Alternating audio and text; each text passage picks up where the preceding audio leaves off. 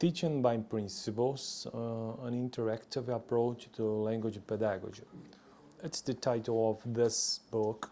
It's a special book that I'm using here on this channel, or yes, on this channel, to improve my English, because my strategy here is just trying to reading some texts in English. We have a lot of, or we have a, let me see, one, two, yeah, we have 4 strategies or 4 skills of communication that you can improve languages. You can reading texts. You can trying to speak in that language.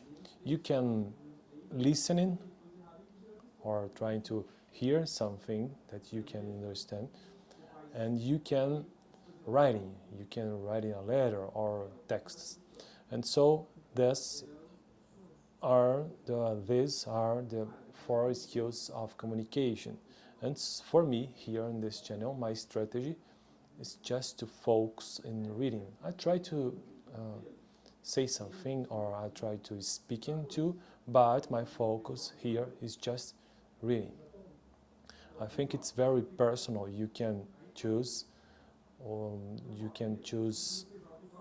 what you want to improve English. Okay, and so today we're gonna finish the audiolingual method, because we started this method the last video. According to this book, Teaching by Principles, we have here the chapter 4. The chapter 4, it's about, let's see the name of the chapter, the title, A Methodical History of Language Teaching. And this specific chapter, we know it's very interesting, because we can know the difference, the philosophy differences between approach, method, and technique. We have a lot of differences this. And so after this, we can apply the concept of approach, method, and technique in a lot of methods that we have here in this book. For example, we have the grammar translation method that I recorded in this channel yet.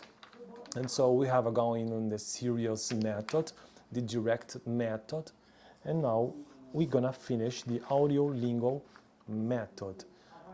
So let's see. I think I recorded here 4 methods, but we have a lot of methods. For example, we have community language learning, Suggestopedia, the silent way, and another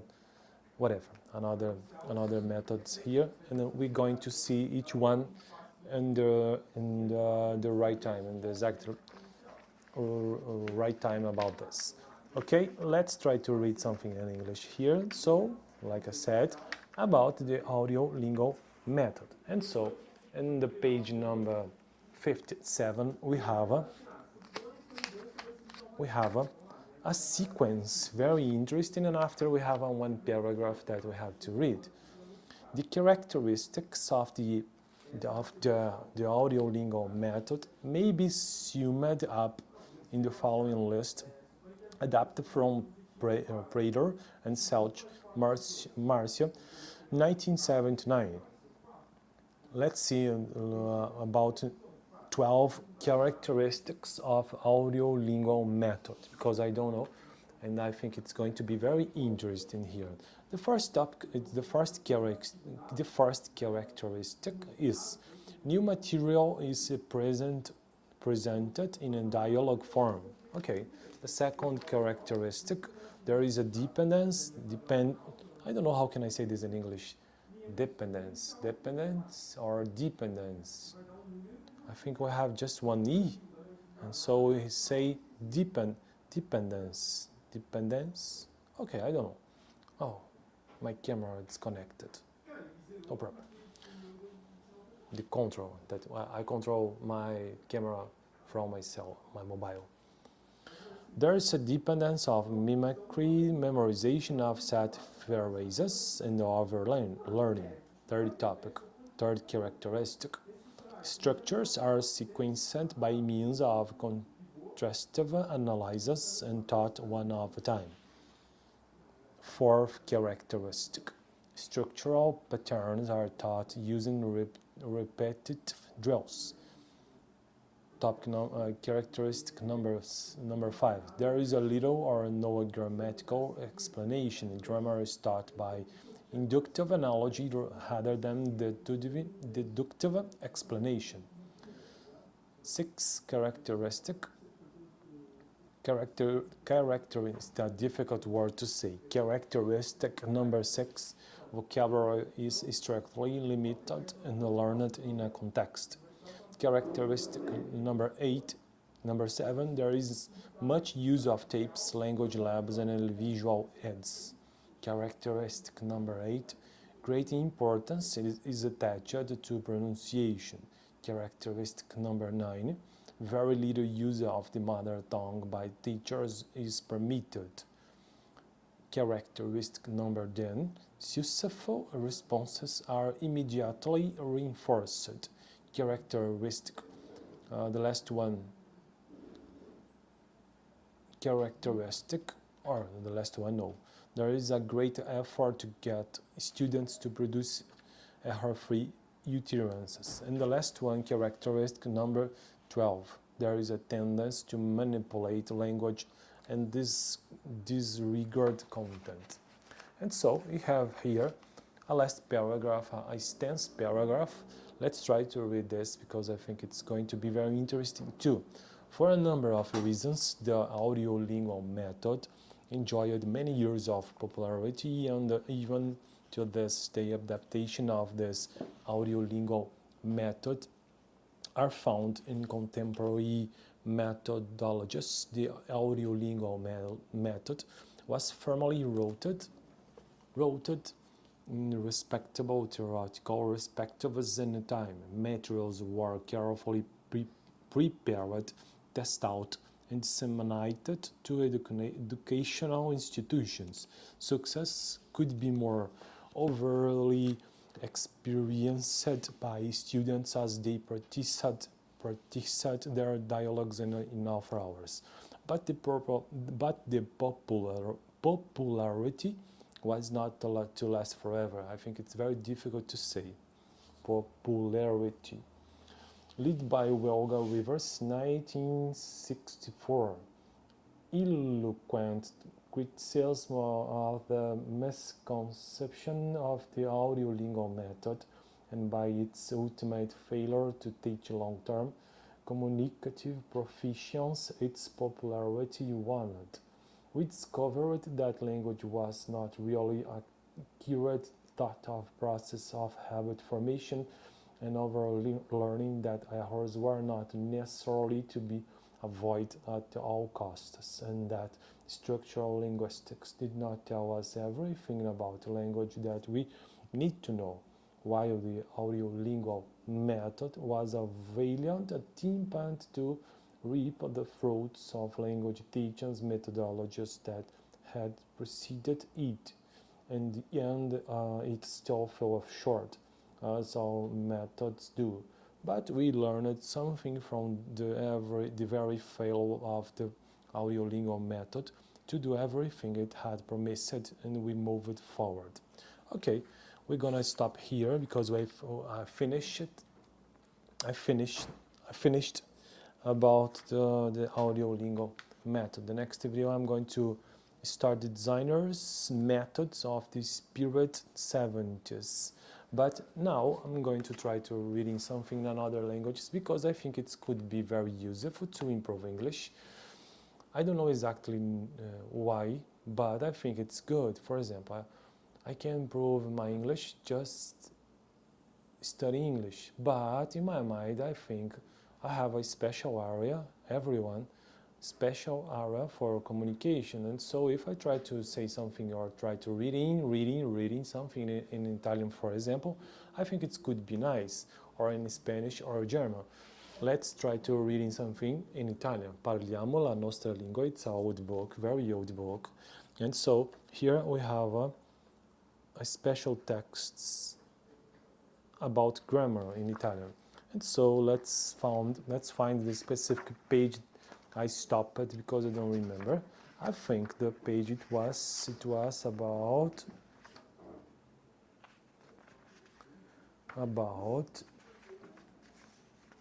let's see.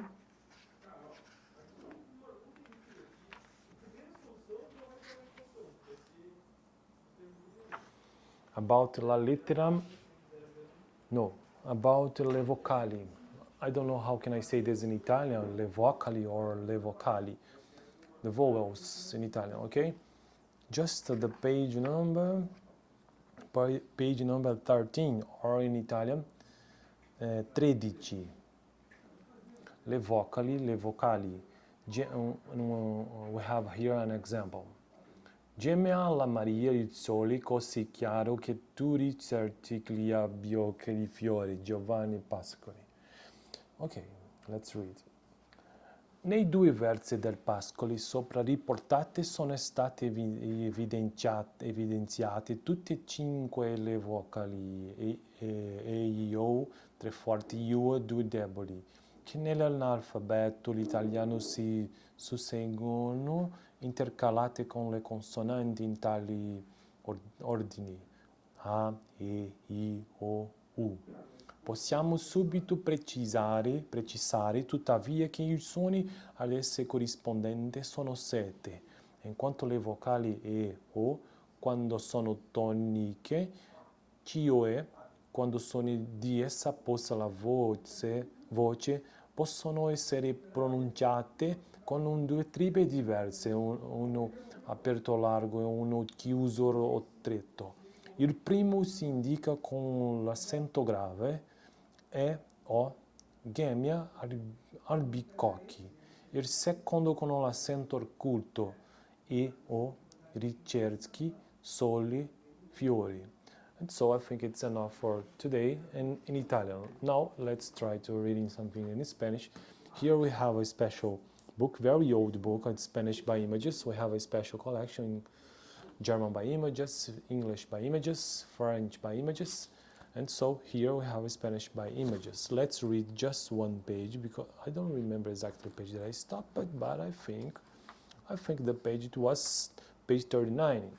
And here let's try to reading page 39 and page 40.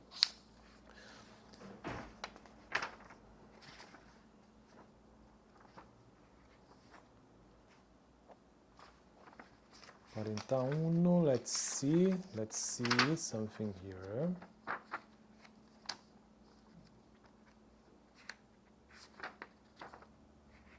What it says, 56.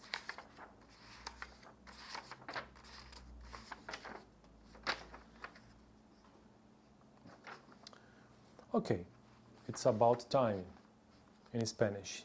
¿Qué es? Oh, let's explain this book. I like this book because we have here images. You can see here images, and so in the final of the page we have the phonetic transcription, like here.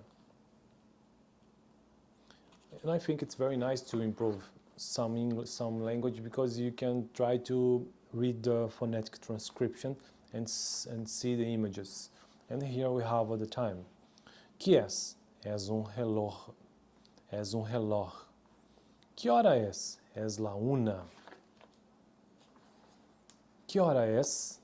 Sono las 2. ¿Qué hora es? Sono las 4. ¿Qué hora es? Sono las 6. ¿Qué hora es? Sono las 8. ¿Qué hora es? Sono las 12. 3 es un número, 2, 4 y 6 son otros números. Aquí tiene usted los números de 1 a 12. 1, 2, 3, 4, 5, 6, 7, 8, 9, 10, 11 y 12 in Spanish. And so, for today, I think it's enough. The next video, we're gonna try to reading something in Spanish in the page 41. Now let's try to reading something in German, but about vowels, okay? Let me find the specific page. I think it was page.